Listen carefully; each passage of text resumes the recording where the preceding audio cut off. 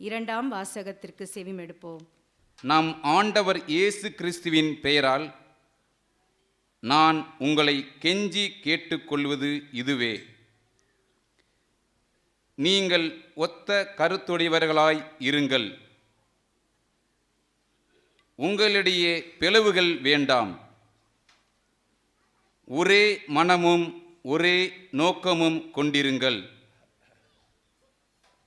என் அன்பர்களே, உங்களிடையே சண்டை சச்சரவுகள் இருப்பதாக குலோயி வீட்டார் எனக்கு தெரிவித்துள்ளனர்.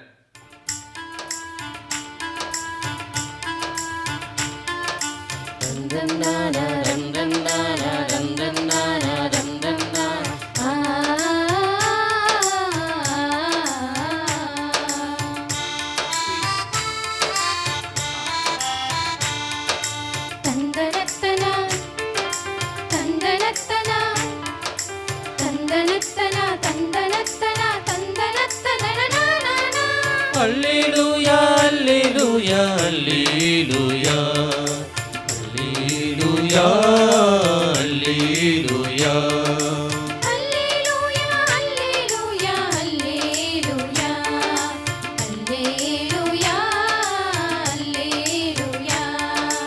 ஆண்டவர் படைத்த நாளிதுவே, அகமகிழ்வோம் மக்களில் போ